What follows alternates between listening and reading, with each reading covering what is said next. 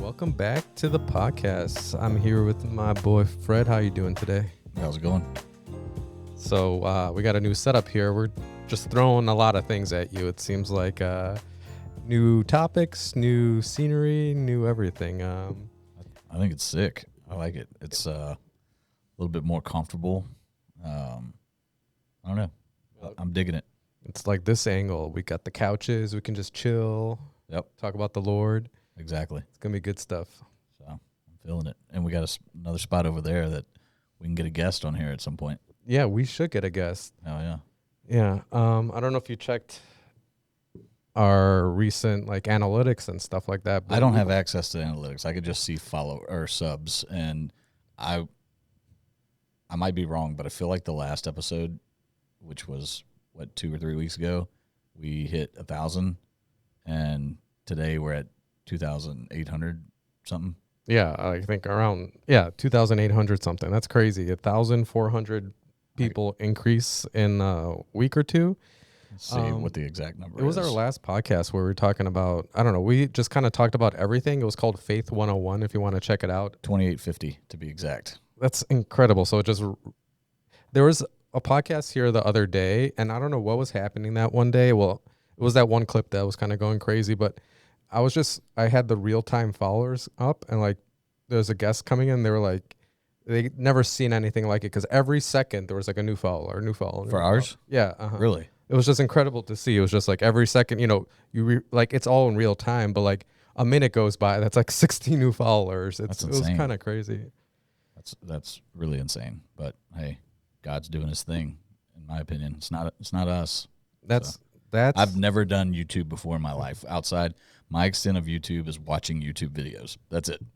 So, well, thankfully you are controlling all this because we'd be dead in the water if it was up to me. But it feels really good to see it grow like that. It does. I mean, my whole strategy always in life is just kind of like a shotgun thing and then see what works. And it seems like our clips are working the best. Like those short clips. I think if we even clip up a little bit more, like do like 5-10 minute segments, like in the future we can just plan this better because this is all off the cuff. Like you said, this is just the Lord speaking through us. We have no real plan. I mean, it's working. It's working at the end of the day. So I'm always a big believer in if it's not broke, don't fix it. But if we need to tweak some things and make it better, that's always, we can do that. But it's working for sure. That is true.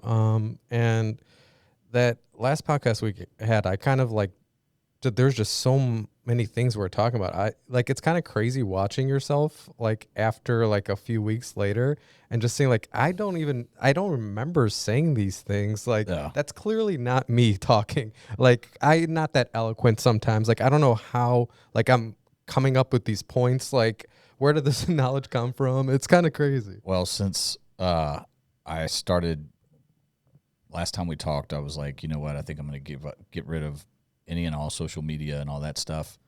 Since then, I haven't posted a single thing on Instagram, so I haven't been going in and cutting up any reels or anything like that. So I'm not even I haven't watched a single episode really since then. Oh, so wow. I've seen like the first 2 episodes, and that's probably about the extent. So I'm just putting it out there and hoping that we don't look like fools and we, say some good stuff and it points people in the right direction. And it's really, I think the last episode is when we talked about like the different countries that we're getting viewers and subs and all that stuff. And it's really made me sit back and think a few things. And one of them is like, got to start maybe like understanding that our audience isn't just here in America and how blessed we truly are.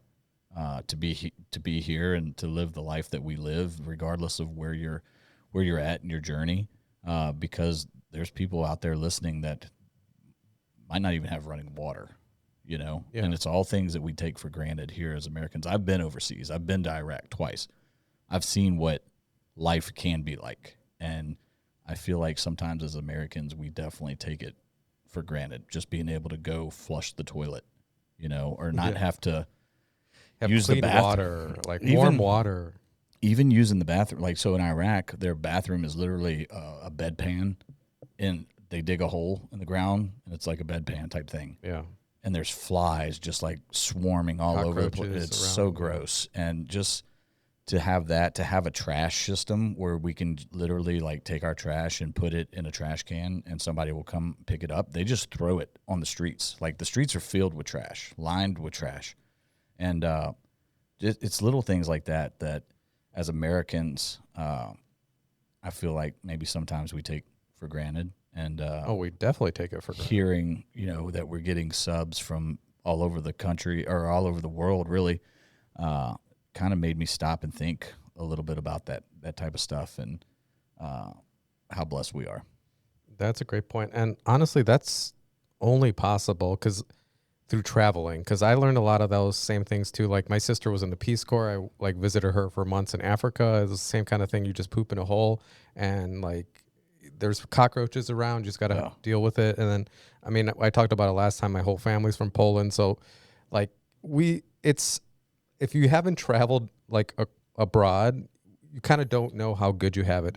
And Well, there's especially, a lot of people, when they travel abroad, they're not going to these type of places. That's true, They're too. going to like the Cancun, destination. yeah. The destination places. And even if you go to Cancun or you go to Cabo, we went to Cabo and we went and did a city tour, and you can get a glimpse of what things can be like. And it's not anything that you necessarily would want, So, yeah, I didn't mean to cut you off there, but no, it's okay. that's the thought that came to my mind whenever you were saying, like, if you haven't traveled and all that, is like, you got to travel to see how bad it could be. Yeah, the only thing I was going to say to that is that that's a real good simile or metaphor with Christianity, because like if you are not outside of it, if you never like take a 300 like a 1,000-yard stare at what your life is, like you'll never know what's wrong or what you're doing is wrong, or like if there's a right or wrong. Like Christianity kind of like you have to come to your own conclusion that you are a sinner. Yeah. And if you never have like that moral framework to say of what's good and bad, you'll never admit that you're a sinner, because everything you're doing is correct and right.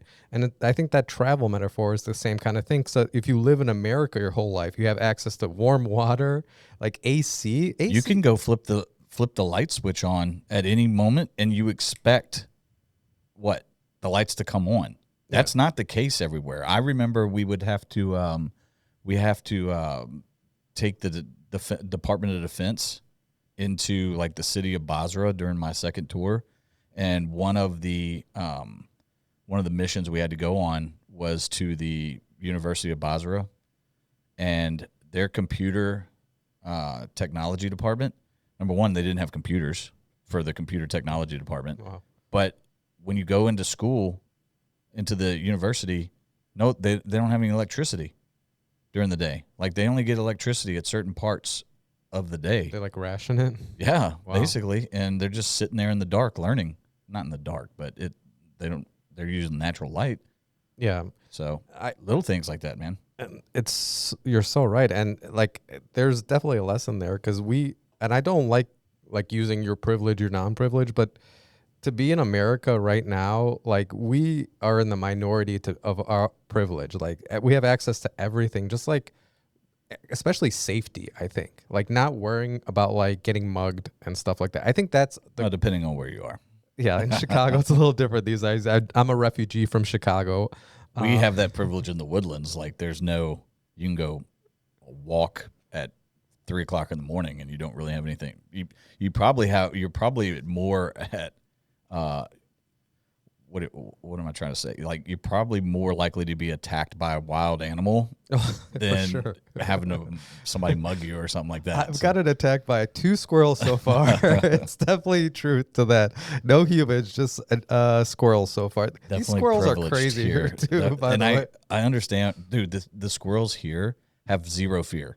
Like Yeah. you could almost walk up to them and like grab them You if you could. wanted. Like they won't move. talk about privilege, yeah, Yeah. because the Chicago squirrels will run away from you as soon as they see that's you. how most squirrels are. I don't know what's going on with the squirrels here, but they're out there. Yeah, I mean, the first week I was just riding my bike down the path, and it like flew at my bike. I was like, "What are you doing?" Like, it's crazy. But we definitely have the privilege here in the Woodlands, and if you don't take a step back, it's almost like you can go through life without appreciating it, and that's kind of where I was going. Yeah, with all and this. that's the exact point I wanted to make. Because like, if you only lived in the Woodlands your whole life, or you're only like non-Christian your whole life, like you have no idea until you take yourself out of your comfort zone Yeah. and out of what is your normal. Then you can kind of see. You can then start comparing. Okay, this is right. This is wrong. What's happening here? This is a good thing. This is a bad thing. It's not until you take that, you just go above what your self like normal is,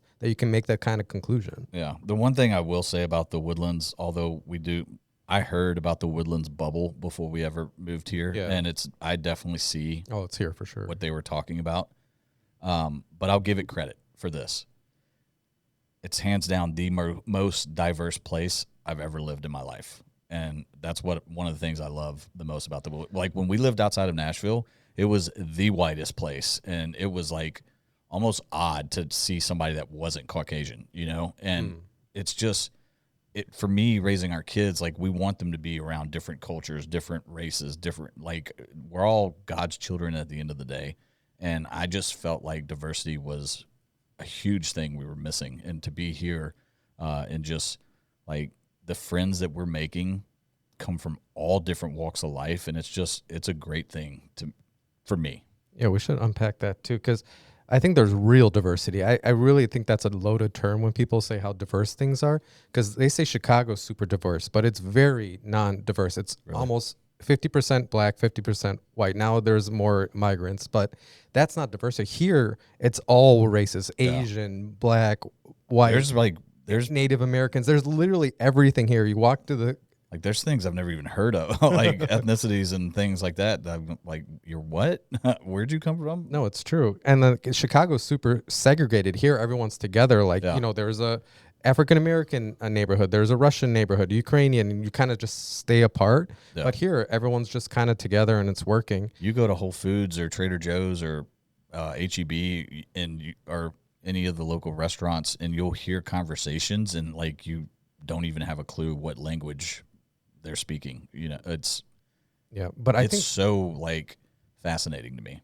It's amazing and kind of like a utopia. But I think the key to that is you don't want diversity of religion, like of your moral structure. That's the problem I have. Like diversity of races is a beautiful thing. Diversity of opinion is a beautiful thing. But as soon as you have a diversity of moral structures, that's where it starts decaying. That's what the problem with Chicago was. Like, God doesn't exist there anymore. There is no morality. You decide when you're doing the right thing or wrong thing. Here, for the most part, and the one thing that really drove me, almost everyone goes to church. Yeah.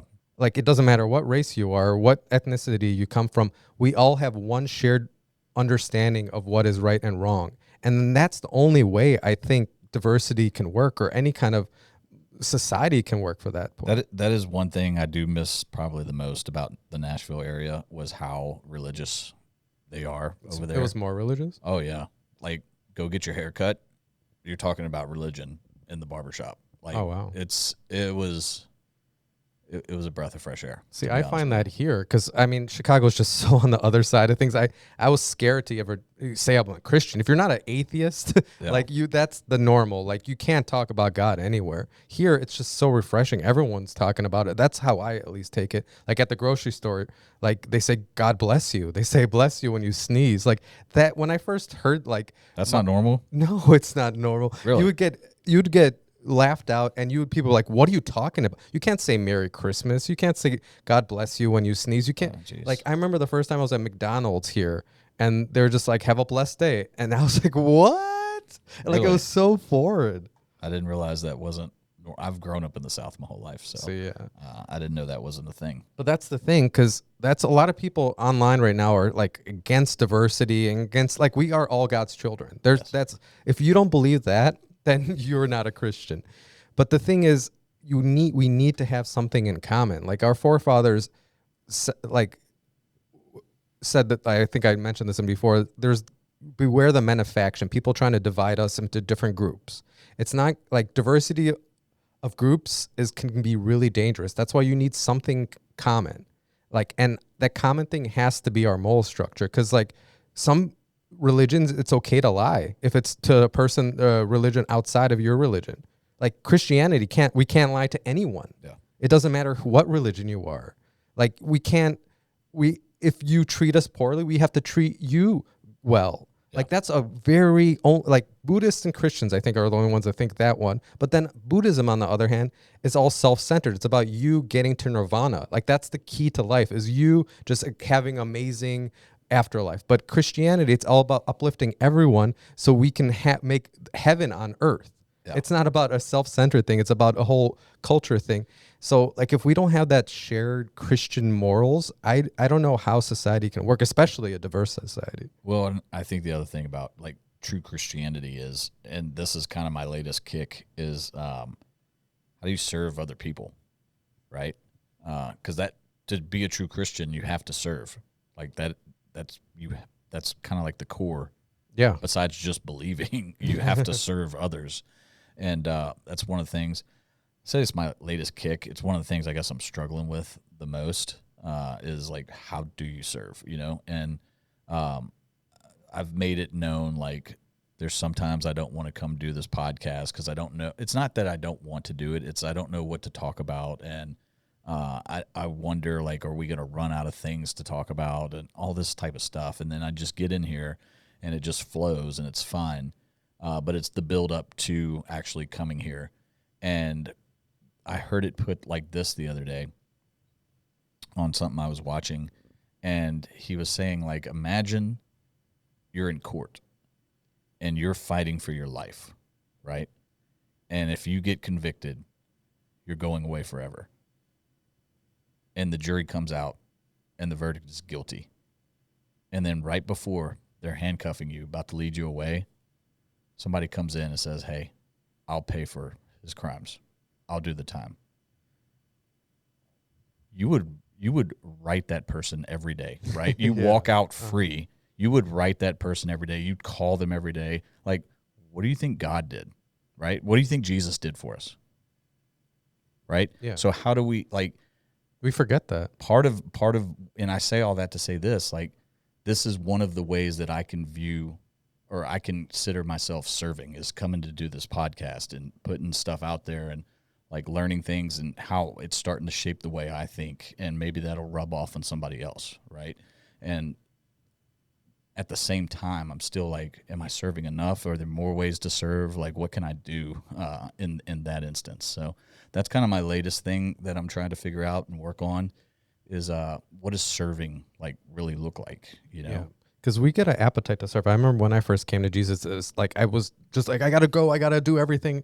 But it's also, it wasn't until I read that scripture line, I have to look it up. It's just about temperance, about it's all in due time. You have to be calm to serve the Lord. Jesus was very calm. He didn't go like crazy all the time. Like that's the key, I think, to a lot of our faith, is just give God his will and his timing to God, and then everything will come to it. Because right now, we started this, a month and a half ago, and we have like probably like 50 people that come and every single day to listen to our stuff. And those people, that's awesome. we shout out to those people. Shout out to those engaged viewers for sure. And shout out to, like we were talking about before, South Africa. I wonder what's there that this message is resonating so much. Like, is it just like let us know in the comments, like, is it less Christianity there? Like, what do you think about like the Woodlands? Like, are people saying bless you in the streets there? Or like, how is South Africa?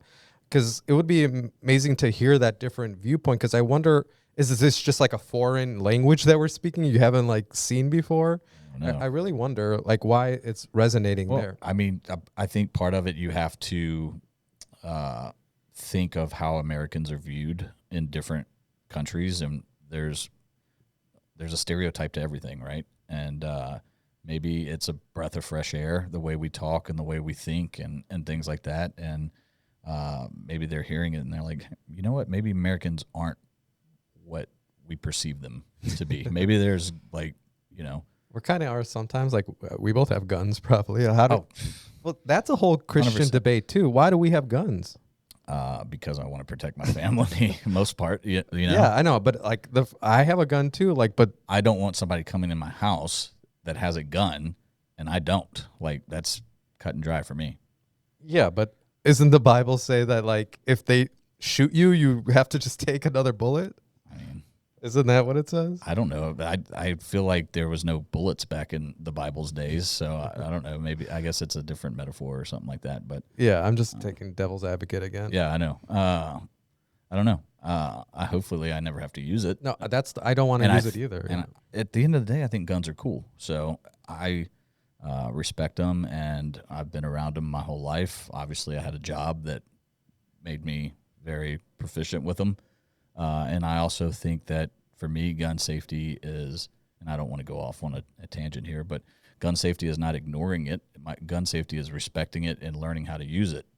And all my stuff's locked up, but my kids know, hey, we don't play with these. We treat them, every gun, as if it's loaded, that sort of stuff. But yeah. And I'm teaching my nieces and nephews because no one ever taught them gun safety. And Exactly. that's really important. Like the key thing I keep saying is like, dude, the comments are going to be lit on this topic. I can only that's imagine. why it's good to talk about because I don't think any podcast talks about Christians owning guns because that's such an oxymoron. And I struggle with it sometimes too. Like, but I think there's something fascinating with it. Here's the thing about being a Christian though, and where I'm at in my, like, it's something I've never thought about.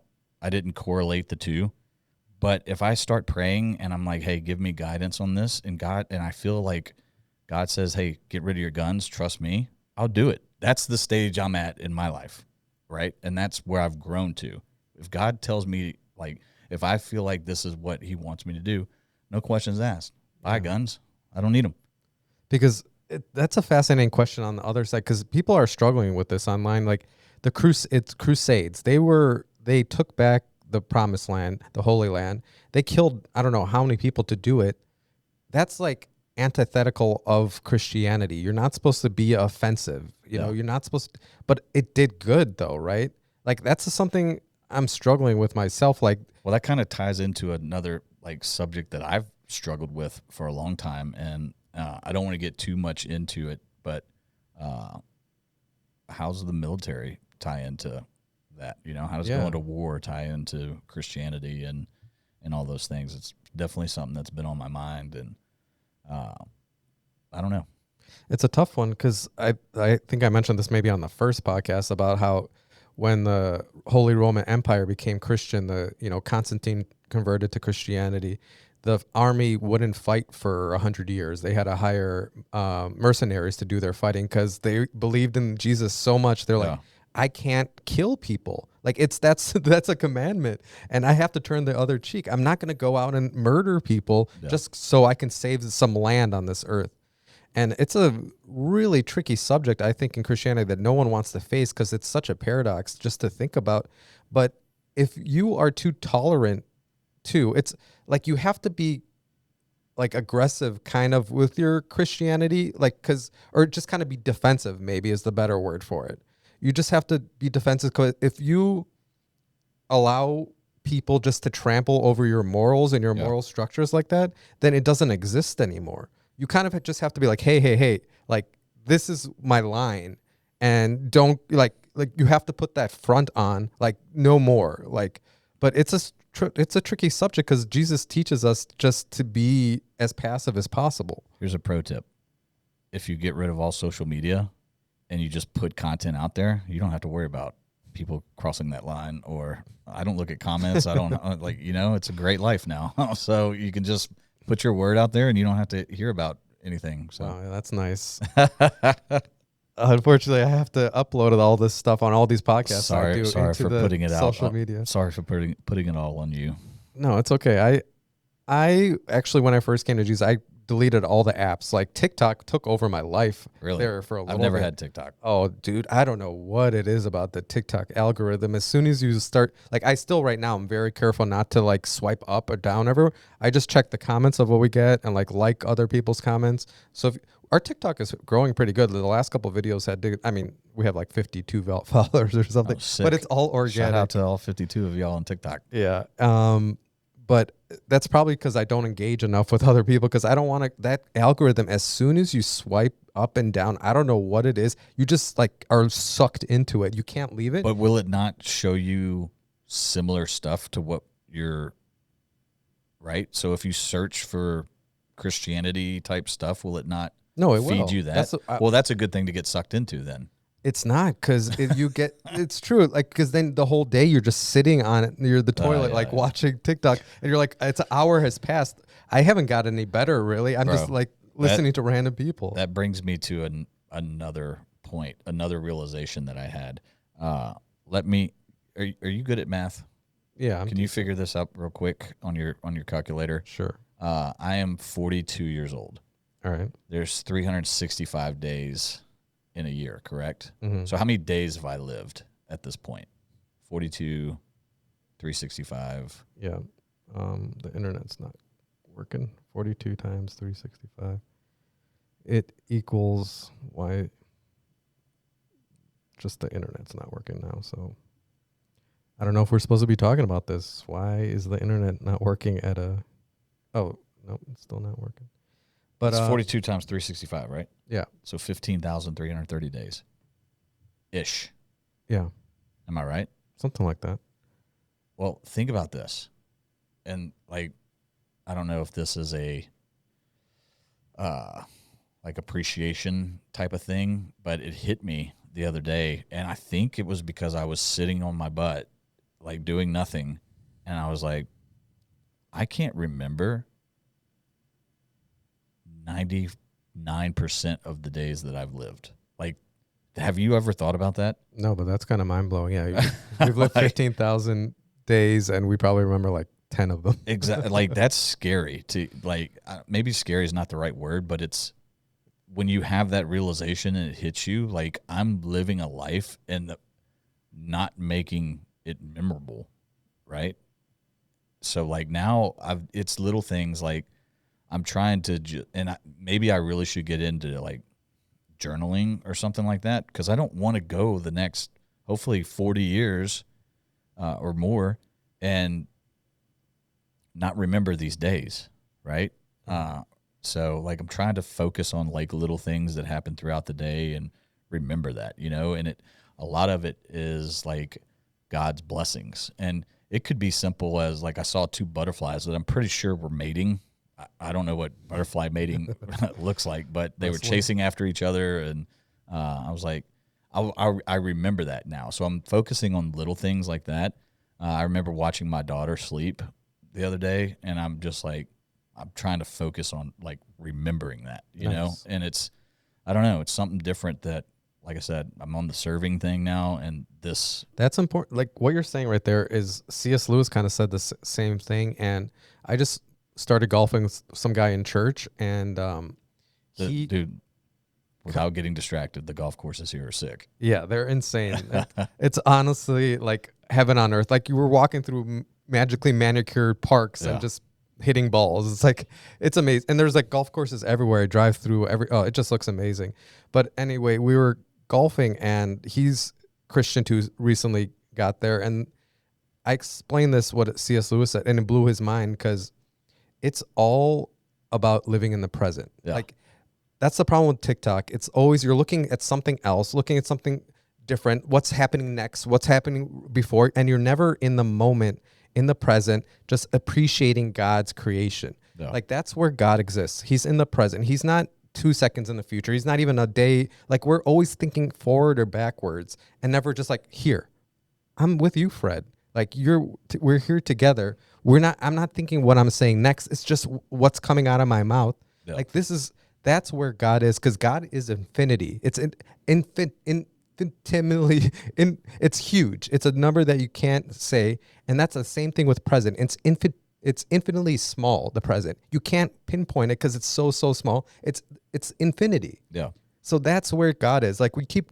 trying to look forward for God, but God's here right now. Right now. Like you have to be in that present. And what you said right now, watching your daughter sleep or your children sleep, or just like butterflies mating, butterflies wrestling, just laughing, looking in the eyes of the people that you love. But just appreciating like the miracle. Like if you think about it, it's all miracles, right? Yeah. The butterfly coming from what it was to now like flying around, reproducing, I'm assuming, all the way to my daughter, who we didn't even know if we were going to have. My wife went through 2 miscarriages before we had the third baby. So sorry to hear that. No, it's all good. I mean, I guess it's all good. It worked It out. was, But yeah, it worked out. But like, it's all miracles, and we just go through day to day life completely oblivious to all these miracles that happen. But more so, like, it's just sad to think that I've spent 15,000 days on this earth and like I have no memory of an overwhelming majority of them, right? yeah, it's crazy. And I don't know what the answer is to combat that going forward, but if I've got another 15,000 left in me, I don't want to do the same thing, you know? Yeah. Like, Well, the Office kind of taught me this, so this is not Christian based at all. But they take you take mental pictures. Like anywhere I'm like, yes, that's what I'm trying to do. The butterfly is my yeah, daughter. so I like pretend I'm taking a picture, and then I've stopped taking pictures traveling actually, because I would always like be on my camera trying to get the best like view of this and this. But now I'm just trying to take mental pictures. I'm like, Yeah. like in my brain, I'm like, you remember those actually. Like I can kind of see myself in Montenegro when I made that picture when I was there, or in Croatia last thing. Like it really makes like if you can just kind of like take that mental picture, I think that is a great way to do it. Yeah, that's a good. I actually found myself doing that, and either a picture or a mental video, short Yeah. video or something like that. And I don't know, it's just something that's been on my mind, and I would imagine most people have never even stopped to think about that, I because believe it. I didn't even stop to think about it until it finally hit me. Like, man, life's going by fast, and it's just, I don't know, the memories you think would be more like, that's that many days and I cannot remember them. It's mind boggling, right? Yeah. I did nothing that day, or I didn't stop to smell the air, or, take notice of God's beauty. Like, didn't even stop for a second. Yeah. Life just got in the way, and I can't remember those days. Yeah. So we don't get them back either. No, we never. That's it. Time is kind of crazy just to think about, because time is a human construct for sure. God's outside of time, so like our concept of time is ungodly. To say like just to think the way we're thinking about time, like today, yesterday, all this kind of stuff, like when we are in the present, like we said before, that's where you experience the good things, and you remember those things, like your first child getting born, all your children, I'm sure, getting born, like your marriage day and stuff like that, because you were so invested in the present. And if we can kind of do that for like all things, like I bet you're gonna remember those butterflies mating for Dude, a I long hope so. time. Like, I hope so. Like, as silly as it sounds, like, because that's when kind of I started started having this realization is I'm not appreciating, and I'm not using this time valuably, I guess is the word. So I need to make a change, and going forward, I need to be present and try to make memories and try to appreciate every day that I have left on this earth. So, Amen. on top of continuing to become a better Christian each and every day. So that's kind of where I was with that. Something else that came up in my life recently, and I feel like this is something good for Christians, new Christians, or maybe non-believers. It's just an interesting topic. But Braxton asked me the other day, and Braxton's my middle son. He's an 8-year-old full of questions. Like, he'll ask you questions about everything, and he asks the questions that nobody has answers to. That's kind of his thing. He tries to find those. Oh yeah, and he asked about the universe, and then he asked, "Well, who created God?" And I was like, I don't know the answer to that, and I don't even know like where to. And I'm hoping that somebody has more knowledge about this and will comment or something like that. But what do you do when those questions come up that you don't have answers to? Whether it's your children, whether it's a non-believer, is this touching on apologetics, or like you know what I mean? Like, how do you answer these questions that are, I don't know, Well, impossible to answer? It does say in the Bible that answer, I think. God is the Omega. He is the beginning. He is the end. It's the circle. He is the starting point and the ending point. Sick. Yeah. But And even taking it a step further, how do you answer that in the simplest way possible? You know, and I'm not just referring to that question, because to me, like, I don't have an extensive knowledge of the Bible. Like I remember Cliff Notes is probably like the best way to put it, but I've read parts of the Bible, and just like memories, like I've lived 15,000 days, I can't remember, you know, those certain aspects. But putting these answers in like short, simple, the way you just did, is really fascinating to me. So Well, I didn't come up with I it. definitely need to get better at. No. I know you didn't come up with the answer. I'm saying, like, taking that knowledge that you do acquire and like being able to store it. That's one of my biggest, I'd say, weaknesses, right?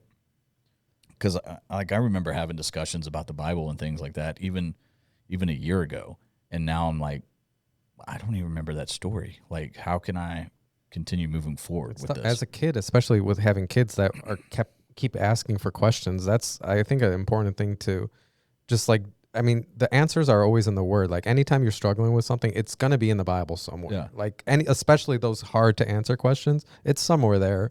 But you're not always going to like the answer. Like saying that who created God? Well, God created, God is the Omega. He's the beginning and then he's everything. Like, that doesn't really answer the question either. And kids have interesting questions too. Like, why did he wait 65 million years to create man? Like, like, that's an interesting question. Like, did he get lonely? Like, but then again, you're reminded that we don't understand time. Like, that could literally be like 60 minutes to him. That's the whole thing. The time is just a human construct. The way we're thinking about the universe having a beginning and an end, like, God's outside of that. Yeah. Like, he doesn't see that time. And this is what I want to talk about when I texted. Have you heard of Wes Huff? Yes. Okay, he's just like going viral everywhere. Yes. Wasn't he on Rogan not too long ago? Yeah, he was on Rogan, but then he was on this other podcast that went like super viral. I forget what it was called, like Redacted. I forget the name of the podcast. I'll link to it in the episode, but it was like revolutionary because he can explain these concepts. Yeah, and he did exactly that in one of the moments. The same kind of and question. And he's like destroying science too, right? Yeah, kind of. Along the way. Yeah, but it's all nothing wrong. I feel like we should put out a disclaimer. We're not anti-science. No, I'm a scientist. Yeah, like, it's not that. It's, how do you put it? Like, we believe in God. That's all there is to it. Well, that's the thing. All the famous scientists that have like created, like, we went to the moon, did the most amazing things. They were all Christians. It doesn't have to butt heads. Like, Christianity and science work together. It's the unscience things of knowing like there's a Big Bang and that's all that you need to do. You just need to believe in the Big Bang and everything else will be explained by science. But you can't explain the Big Bang. Yeah. But God having being the beginning and the end. Yeah. But it's all about just getting back to the Word. But Wes Huff was talking about how Christianity is so unique, and especially the Holy Trinity, because before time, God wasn't by himself. He had Jesus and the Holy Spirit. It was a triune kind of thing. Explain this to me like I am a non-believer or I am a brand new Christian, because a lot of what you're about to say is not new to me, but I want to be able to comprehend it, right? So as you go through this, because there are going to be non-believers and new believers who are listening to this, so I don't want to keep interrupting you, but talk to me like that. Well, I'm not going to do Wes Huff any justice because that guy is definitely has the Holy Spirit going through him. Give me the 30,000 foot overview. So I wish I could watch this podcast earlier so I could know exactly what he was talking about. But basically, that God wasn't like to have love. Can you link the video? Here, I remember. Yeah, I'll link the video in the description to check it out. But this is the whole synopsis. I just remembered it. It's all about love. Like, to love is a verb. You need to have something to love. You can't love yourself. You have to love something. Yeah. Like, God, if he loved himself, wouldn't really be a righteous God. God needs to love something else. So that's why God loves his son, Jesus. God loves the Holy Spirit. Like, that's the unique thing about Christianity, is that it has an answer to love. Everything else is kind of like, and they had one really good question, and it was from a non-Christian on the podcast. I think he was Buddhist maybe, and he was saying, is not believing in Jesus Christ being your savior the only sin you can't be forgiven about? Isn't that a crazy question? Yeah. Because everything else you can be forgiven about except not believing in Jesus Christ being your savior. God will not forgive you for that. You have to, that's the one thing you have to do. Yeah, that's an interesting thought. What did he say? So Westhoff didn't have an answer for that. That's why I was like struggling I'm like, this guy knows all the answers. How he kind of like this when that kind of feels like an answer like you would have to maybe experience to be able to know that, right? Well, I prayed on it because I was like, God, please help me understand this, because that was such a profound question that he asked. And then Westhoff kind of like went into the whole love thing, how God is outside, that you have to have like, it's a verb of loving. And that doesn't really answer the question. But God, I think, gave me better understanding, and hopefully I can do it justice here, is that Jesus and God are forgiveness. It's not love. It's forgiveness. And if you're not going to want forgiveness, then you have no need for Jesus or God. Like, that's why we need to search and go out for Jesus and God, is because we are sinners. We're failed. You can be the greatest person in the world, but you're going to fail at some things and do some things wrong. And if you don't ask for forgiveness, like that was the question. It's like, what if a righteous person lives their entire life and never says, I believe in Jesus Christ? Are they really be damned for salvation or damned for eternity? And the answer is yes. Yeah. Because they are sinners at some point. There is nothing in perfection except Jesus Christ. And at some point they failed and they're not asking for forgiveness. And only forgiveness can happen through Jesus Christ. So that question of like Jesus' name, Yahweh, I am, like that seems like an incomplete sentence, doesn't it? Like I am, you have to be, I am something. I am what? So I think the whole thing is I am forgiveness. Like that's what God is. That's interesting. Yeah. It's a profound thing now that I'm like living my life now, is because I'm asking for forgiveness with everything, because that's the only need we need Jesus for, is for forgiveness. And we kind of like forgot about it. And I think that's why if you don't, like they were talking about the baby who had like Down syndrome or something, and they, never sinned in their life. Like, are they really going to hell? They're not going to go to heaven. And then Wes Huff was saying how, well, God is a really merciful person. Of course, he makes exceptions or something. That was his answer. But I think the answer is they have to ask for forgiveness in some way or another, because that's what Jesus is. Yeah. If you don't need forgiveness, you don't need Jesus. That's an interesting point. I'm definitely link the video to this because I want to watch it. Yeah, actually, I'm going to. I guess you could text me. I'll link it. I'll text you a link for sure. Honestly, you all have to watch it. It's like a 3-hour long episode, and and I've only watched a little bit of him, but he's just fascinating with the way he's able to, word things, and it seems like he has answers. Like that's the biggest thing. He's so educated on like the word, and it's just so funny how this was a podcast that doesn't talk about Christianity. It was just like a mainstream podcast that usually just talks about like random bro stuff, and it's like one of the most popular podcasts. And they had this Christian apologetic. Is that what we call these people? Yeah. I don't even know. I'm kind of new to the whole thing too. And he was sitting with like all these like famous people just talking about Christianity, and everyone was just so absorbed into it and went viral. That's wild. That's like the awakening we live in right now, that it's like super popular to be Christian, but yet if you turn on the TV, you would never know it, Yeah. No, that's definitely interesting. What are your thoughts on, this is kind of going a different way, suffering? Like, because a lot of this podcast is centered around new believers or non-believers, and you talked about God as forgiveness and all these other things. And one of the arguments I've heard throughout, this journey of mine was, why, if God loves us so much, why does he let us suffer? Why does he make us suffer? What are your thoughts on that? Yeah, I think it's the devil. Like that's what means the suffering in the world. God is so loving and kind. He allows the devil, like he could vanquish the devil tomorrow and there would be no suffering in the world. But because it's so important and his love is unbound, he is giving the devil the ability to forgive him or Yeah. to ask for forgiveness. And unfortunately, it's affecting all of us, but it's our free will. Otherwise, God would be a tyrant. Well, We would be slaves to God's will. Like we have the option to sin. yeah. Like I that's think for me, it means, well, number one, it's a way to draw us closer to him. As bad, like it kind of sounds bad when you say it like that, but Yeah. like if everything was hunky dory, why would we ever go to him? Why would we ever seek him? Right? Yeah. If everything was just fine, there's no, like, it kind of leaves out the reason for seeking him. But it was all fine though, right? At the beginning, It was all in the fine Garden of until, Eden, yeah, until we sinned, correct. and that's we're still struggling with that whole thing.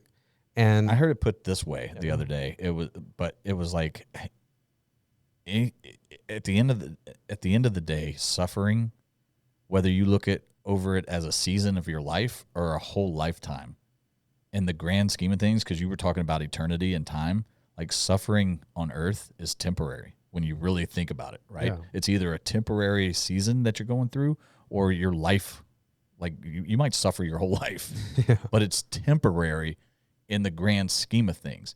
And anything that is temporary is what? Tolerable, right? So the main thing is that, hey, this is just going to crap on me, right? Like this has just been a terrible life or it's been a terrible season, but I'm still seeking him. And I'm like, that to me is what separates believers from non-believers or true Christians versus anybody else, because that is the step that you need to take to where you kind of turn the corner.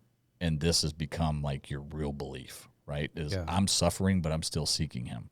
yeah, that's a good point because heaven, that's our reward. Is like then it's complete bliss and nirvana, and it's like amazing the whole time. Like there's no sinning in heaven. Yeah. But that going back to the traveling thing, like when I lived in Africa, like those people suffered every single day. They had like their kids would just die from like crazy things all the time. They like to be adult there is still difficult. Like Yeah. to eat meat is like a crazy thing that happens once a year. Like the amount of suffering they have, but they are the kindest, most loving people that exist. I feel like because they were only like anything they could share, they did still share. That's awesome. Like it was the kind of joy that you saw in their eyes. It's like it's the opposite of like a spoiled kid at Walmart or something that you see. Like in their eyes, you just see them like, just, I want, something's not good. They're like, I can give. And I think you're right. It kind of suffering kind of helps that, but that's so weird to say. It feels very odd to say that, but it also feels like once you have that realization and you understand that it's temporary, whether it's a short amount of time or it's your whole life, it's still temporary. Once you have that realization and you come to him, it's almost like a changing moment. Yeah. That's what it's been like for me. And it's not so much having the tools to be equipped with going through the struggle, going through the suffering, right? Because now I feel like I have the tools, but it's also having the understanding that it's bigger than this. And I think that's what the key takeaway is that, the suffering is going to happen regardless of who you are and regardless of what you believe. But understanding it's temporary and being able to show your faith throughout that is what makes it different. Yeah. And then bringing it back, asking for forgiveness, because even if you're the most perfect person who've never suffered or anything, you've sinned just by being on this failed earth. Like our ancestors sinned. Like we're holding on to all that baggage from us, and we need to look for forgiveness through Jesus Christ.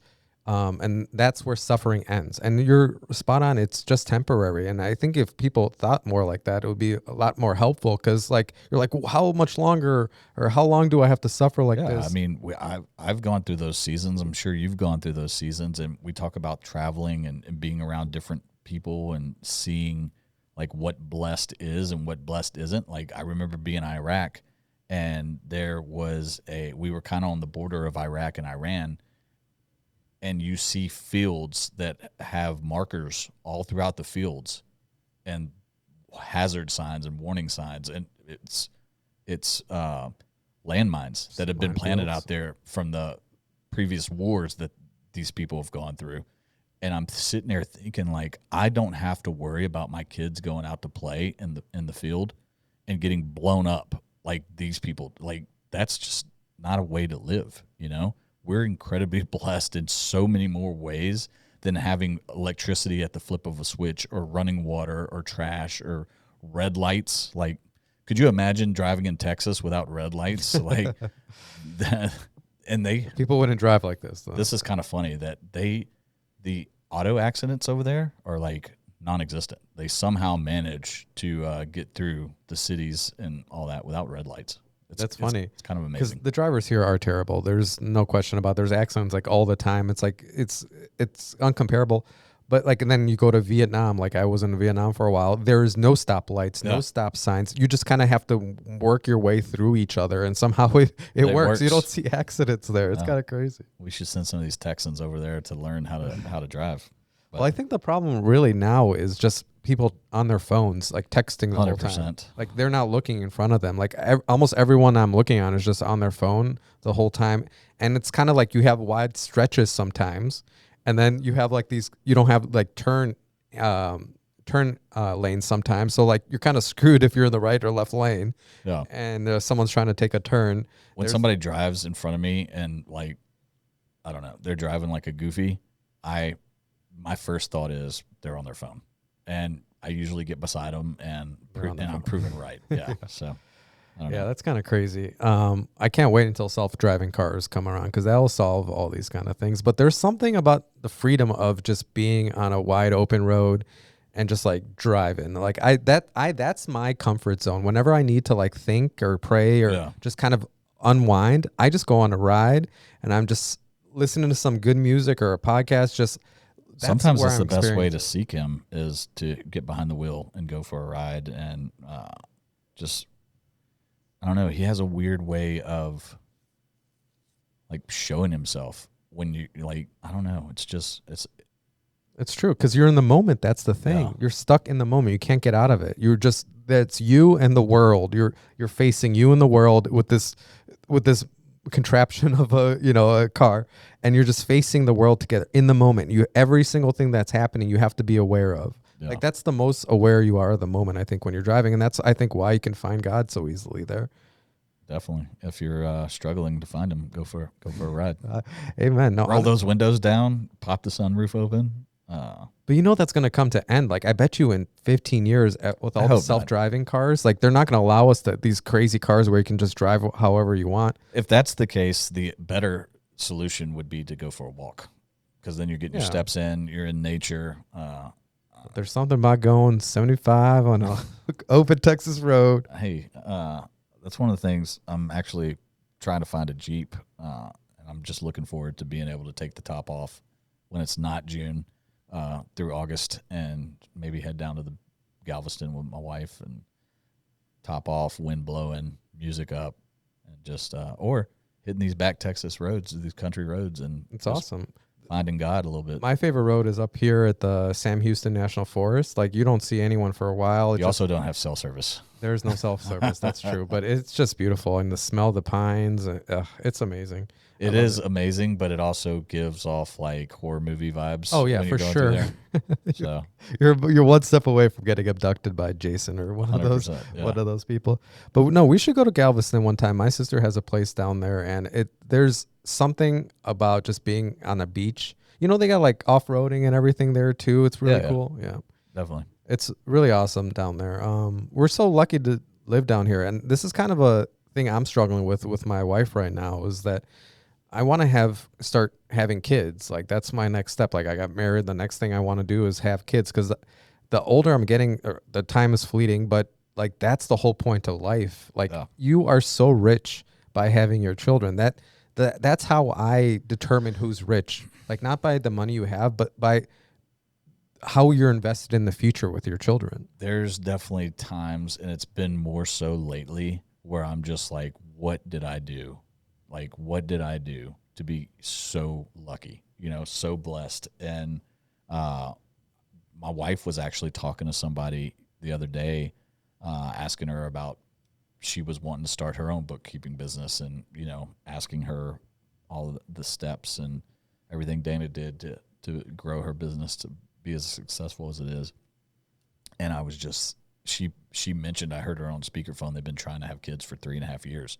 Wow. And it's those little things like that I'm just really understanding how blessed we are, right? We built this amazing life, the freedom. Like, I don't know if you saw my stories, but yesterday we were at Chiller Bee getting frozen yogurt with our kids at like 3:00 in the afternoon. So honestly, you were the richest like guy I know just because of your family. Like, it's got to be so rewarding. The family and the freedom to be able to enjoy it, because Yeah, people have that's true. families. That's a good point. There's a bunch of people that have families, but they're not getting to enjoy the time with them. Yeah, they're stuck at work And and then watching it's TV. 3:00. Yeah. Me and my wife on a random Wednesday are going to Chiller Bee with the our life, kids yeah. and just like enjoying these moments, right? Maybe that's the moment yesterday, is like I'm just sitting there. Chiller Bee was so packed on the inside, if you note it, well, you have to go This is there. not an advertisement for Chiller Bee. No free ads, no free shout outs. But no, going there, it was mostly just all moms with their kids, right? Because the dads are at work and things like that. But there was quite a few people in there. So we had to go take our yogurt and sit. We opened up the back of Dana's car and our SUV, and they sat there and ate their yogurt. But just thinking about that and that moment, right? That's one of those moments. Maybe I can figure out, how do I remember those special days? Like, that day was special because of that, right? Yeah. So yeah, like, and this is not a bragathon or anything like that, but we've been blessed in that area that we've been able to have the freedom and the family, and just now it's about crafting how I feel like they should live, right? And hopefully all this is rubbing off, and then Parker comes up here and runs the podcast sometimes and sees his dad talking about, his love for God and things like that. I think that is a big thing. Just hearing you talk about God, like with another person that believes just as much. I think that's going to be revolutionary for him, because it's not fake anymore. Because what can I teach him as a man? How to change the oil? Like, what? That's Yeah. When I was growing up an absent father, like I didn't have my father, like that's what I felt like I was missing out on, how to be a man, right? Was how to change a tire, how to change oil. And what I was really missing out on was how to love God, how to make God part, like the biggest part of my life. Make the foundation. Because I think a lot of like people without fathers, that's exactly what they're missing. It's not about the like learning how to change a light bulb or you got YouTube, doing man. anything. You can go figure all that stuff It's all out. about having that foundation of what is right and wrong, and that comes through God. Because then you're kind of like, if you don't have that, you're going all over the place. You're Correct. never happy. You're looking for something. You're scrolling on your phone trying to find something. You don't know what you're looking for. You're drinking. You keep looking for it. There's just so many things that come into play because you don't know how to deal with it, or what it's even supposed to look like. Like I've had to learn on the job, and I didn't even have like an example, So I'm not saying that I'm doing it right and I'm doing the best job. I fail every day at it, but honestly, you're doing, like, I'm struggling with this, and I kind of actually let me know what to do, because I'm kind of at an impasse here, and it's kind of hard because like I just got married, I want to have kids, and then I also don't want to go back to Chicago and Illinois, but maybe I should. But like that's like the crux of it. My wife doesn't want to have kids without her like mom around or her support system like that, which I completely understand, but I don't see a future over there just because of how moralist it is. Like I can't be around other people like that and with their. Okay. Go ahead. But what are the alternatives? I don't want to be in Lake Charles, Louisiana. Do not want to be there, right? Dana wanted to be closer to family. If I was not happy about moving here, I wanted to still be in Nashville. But my wife wanted to be closer to family. What was the workaround? 2.5 hours away, living in the number one place consistently to live in America. That's not a bad like trade-off, right? So I know that they have Naperville. How is that area? See that they say Naperville's the number one city in the world, but like it's kind of like the school system's effed up. I don't even want to like. Homeschool, bro. Yeah, but all the kids that are going to be around, like there isn't God there. Like I've I haven't lived in Naperville, but I've been around people from Naperville and been into Naperville many a times. Yeah. It's nothing like the Woodlands from what I like. They don't say God bless you at Okay. McDonald's. They don't. But maybe you could be the change that they need. See, maybe that's the whole point that I need to do is just like, cause I kind of feel like a chump leaving Chicago and like leaving. I never thought I would leave, and I'm kind of like failing. I felt like I failed because I ran for Congress. I like tried to do as much as You ran for Congress? yeah. I didn't know that. Oh, really? No. I didn't get many votes, but I ran for Congress. But hey, you know what? How many people? I've never met anybody in all my life.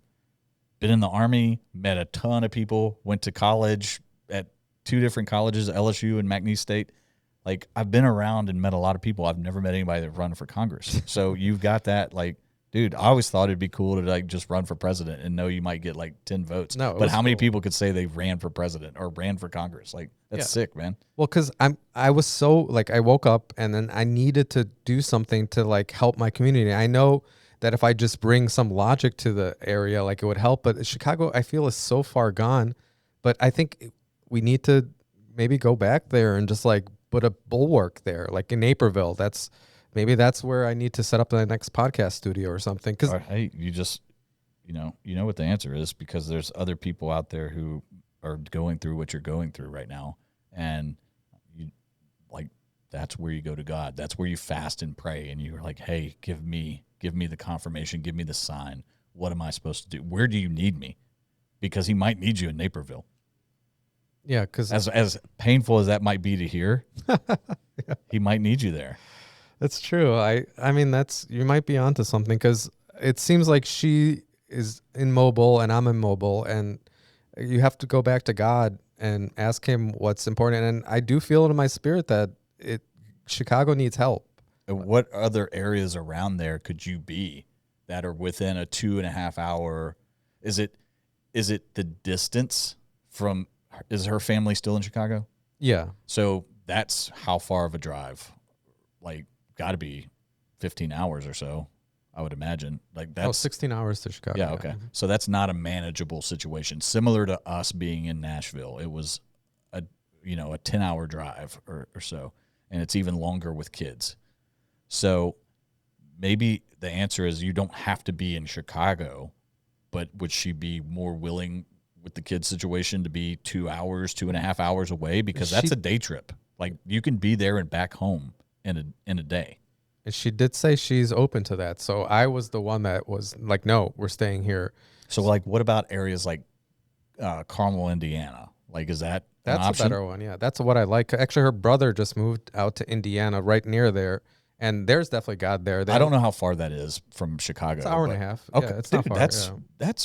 that's money right there. So you can make the wife happy. You can explore the area or the idea of the kids and be there closer to her family, and like it kind of checks all the boxes. I'm not trying to sway you in one direction, or because I think the Woodlands is awesome, but if that's what I would never leave. I still have a place down here that I own. We just rent right now our house, but this podcast center is my whole goal in life right now, and I think maybe opening it up in Mount Carmel is a good idea because I kind of was driven. There's something about that area I never thought I'd live in Indiana too. I never thought I'd live in Texas. So this is all kind of crazy. I've always I don't know. I don't think I've ever been to Indiana, but I don't know why I would go. It's one of those states that just, I don't know. Indy 500 maybe? Oh, yeah, I guess. Maybe. I don't know. I'm an F1 guy, not a. The problem is this winters, man. But I gotten so accustomed to the winters here. I would be willing to trade out the winters for the summers here. Like, I despise the summers here. But I can still go out, and you go on a boat in the summer. Like in the winter, like you can only go skiing, and it still sucks because I love skiing, but you're cold. You can only do it for a couple hours. Here's what people don't understand about the summers. Like in our pools here, you need to have a water chiller. Yeah. Because it's still so hot that just being in the pool is not enough. Like I was in Galveston last summer at the end of summer in August. It was uncomfortable in the water. Yeah, How that's what warm I'm it was. saying. It was hot. It was like, I got to get out of here. It's like you have to be in the shade, and you need like something to cool the water down. It's so unbearable. So Yeah. I would be willing to trade off the winters for the summers here. But I don't know, man. I don't want to convince you into anything. But I think people just hearing this kind of talk is important too, just because it's a struggle I'm struggling with right now. Like, I want to have children. I see the importance of having my wife's family around the children. That's important, no doubt about it. and it's not even easy being 2.5 hours away like we are. Like, it's still like there's some inconveniences of not having family readily available, you know? So there's still a like there's still imperfections in it, but it's definitely better than being 10 hours away. You know, Yeah. we can go back to birthday parties and be in our bed the same day. All right. We can go to family events and be in our bed the same day. Like, there's great things about it. Family doesn't have to miss sporting events. When we lived in Nashville, my wife's parents never came to a game. Like, it just wasn't like possible for them. Yeah. They've already been to 3 or 4 since we've been here, and we've only been here since August. It's amazing. So, Well, I think that's a key topic, is compromising, and especially just seeking out the Lord. I'll pray on it. But I think you might be onto something. I think that's where everybody should start. If you're in the similar situation, is don't listen to this podcast and be like, "Oh, I got to move." Like, go to the Lord. Like, go to the Lord and ask Him to show you, where do you need me? What do you need me to give up? What do you need me to do? That's kind of where I've like landed, you know? Yeah, because I see that the devil corrupts us too, and I have to keep reminding myself that I'm tempted by these demons too, because I'm so rigid. Like, no, I'm not leaving Texas. I started another life here. I'm not going to move. Like, but that's probably just from the devil and the demons corrupting me. I'm not seeking out. That's my own opinion on the topic. It's not what God. I never asked God. Yeah, I look back on it on a bunch of the businesses we started and sold and decisions we made, and it worked out for the best. But I never at that point involved God in I just made decisions, and some of them worked out great. Some of them could have worked out better. But I wonder how life would have gone had I, seeked Him first. Because that's what the verse says, right? Matthew 6:33, seek Him, seek the kingdom. Yeah. And seek it, to me, that means more than just seek the kingdom. It means seek Him in decisions that you're trying to make and things like that. So, especially these big ones, because this is not a small decision. I'm deciding where to root my family, which is difficult, because that's why I love Texas. I mean, I love the Woodlands area because I could see raising my family here. It's like so easy to see. Curveball. How far is Nashville? It's 8 hours. Oh, dang. That doesn't work out because you'd have it all that you would want right there. Less dramatic climate, amazing climate, really. They love God, and it's a great place to be. But 8 hours is kind of far. Well, I can float it by her and see what happens. Nashville sounds better than Indiana. Super expensive, though. Just be prepared. No, I like the Indiana thing because honestly, what's resonating with me, and I'll pray out more on it, is that I ran away from Chicago, and I need to be a spiritual warrior and do what I can with my life to help Chicago. Do you love Chicago? I love Chicago. I love the people there. I love the culture.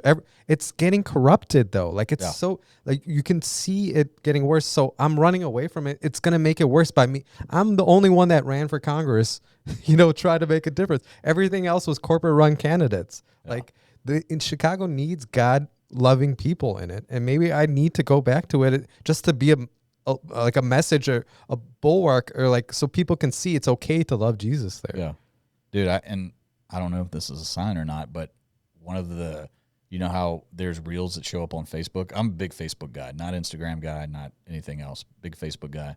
And one of the reels that I constantly get targeted because I constantly keep watching them is like these. Look what X amount can get you in downtown Chicago. as far as like these skyscraper condos and stuff, dude. It's a lot. Sick. Yeah. It's kind of because no one wants to go there. But the crazy amount, you can get a amazing skyline condo right now for really cheap. But there is a rental shortage right now. No one can rent there. It's Really? kind of crazy. Like I saw like a video like on the Chicago subreddit, like around the block of people just going for a rental that's like $3,000 a month or something. See, and I've never been to Chicago, but everybody tells me that downtown Chicago is sick, like amazing. So Yeah, in the summer, I mean, I never thought I would leave Chicago. I keep telling people Chicago left me, but it's not safe to walk in Chicago even like after 6 p.m. anymore. Like downtown still? it's getting to downtown. There's these takeovers at night that, Really? especially in the summers, you just can't. There's tourists there was a lady who was just using her carriage downtown in River North, the best area in Chicago, and she got murdered. Really? They just killed her. Like in these stories you don't hear about. My best friend, my best man was a DA in Chicago.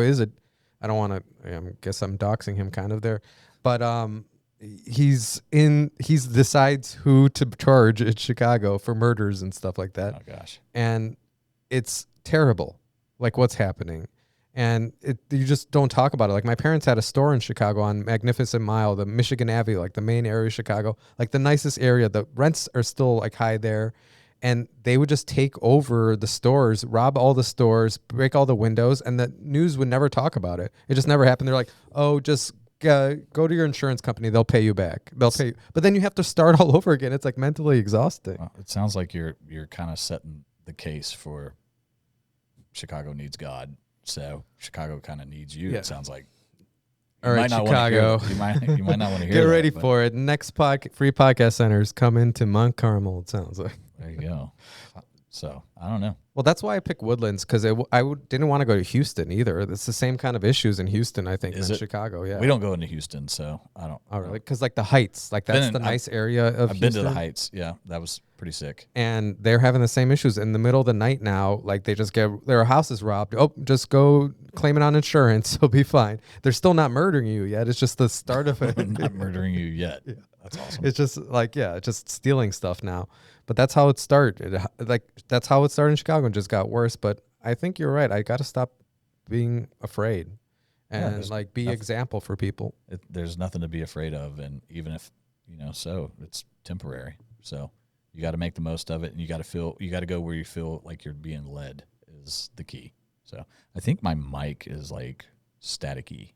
I don't know. Hopefully not. Oh, that would be terrible if it wasn't. It was the whole time. All right, so let's let's just call it a day right now then, and check the edit and see how everything looks. Hopefully it's fine. I hear it sometimes, but hopefully I can do some editing. I've been moving this mic around, so that might have something to do with it. I hope not, but all right, we'll see how it sounds. Well, that was a good episode. I think we talked about a lot of things, and I'm going to cut up this episode into different segments. I think we did a good job of doing segment on we did 5 different segments. Lost track. So. I'll look into it, and I think that's a good way to just on YouTube, but then doing podcasts on Spotify and stuff. I even haven't uploaded anything there. But check out our Spotify, I guess, channel. Maybe we'll be up by then once this is out. Sweet. So until next time, see you, Fred. All right. We'll see you. Bye.